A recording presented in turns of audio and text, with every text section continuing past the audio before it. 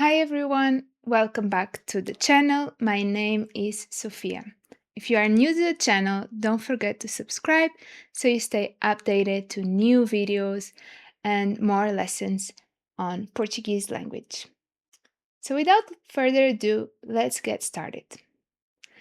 Today's topic, I want to speak a little bit about the experience I've been having throughout these almost 8 years teaching Portuguese to foreigners, and what I noticed there are the patterns coming up. Something I have noticed over the years is some difficulties that come from the way English and Portuguese build meaning differently.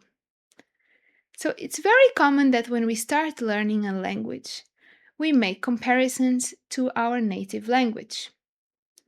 For a lot of my students, they are making comparisons and translations directly to English language. Think about this verb: pick up, pick out, pick on, pick apart, pick over. Or, for example, get in, get out, get over, get by, get away. What we notice here is that in English, the verbs stay the same, and those little words that we add on top of the verb add different meanings to the language and to what we want to express. This is something not to say that it doesn't happen at all in Portuguese, but when we compare it to English, it's just a very tiny percentage. And when I say tiny, I say really small. What I notice in Portuguese is that instead of building up verbs with other words, we do have specific verbs for specific meanings. So when we look at this example, getting in, getting out, getting over, getting by, getting away, in Portuguese we are literally looking at 5 different verbs, so different from each other in the way they are written and in the way they are pronounced. This is the first thing that I say to my students, specifically to those who are making bridge between English and Portuguese. So let's look at the example pick up. So different than English, in which we pick up, we build from one verb and add a little word, pick up. In Portuguese, we are looking to one verb. I'm talking about the verb apanhar. So apanhar can also mean to pick up.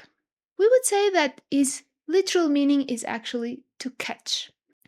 So this is the first example in which, first of all, we are not combining verbs with other words to build up different meanings. We only use one word, one verb.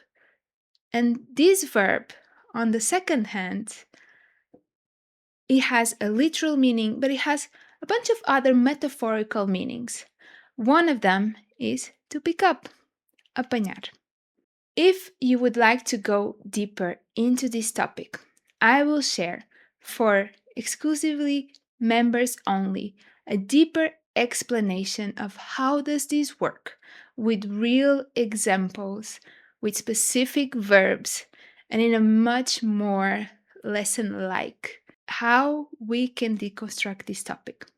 Remember, as I mentioned before, this section of members only is not only an opportunity for you to go deeper, it's also an opportunity to thank the work and help me and support me not only with your words but also financially to continue creating high quality content. So I really appreciate. I hope to see you soon. Don't forget, leave in the comment box below some questions or even perhaps other topics you would like to see explained in future videos. I always appreciate your feedback, your presence. Say just hi, even if you don't have any question or sharing. And I see you soon. Até já!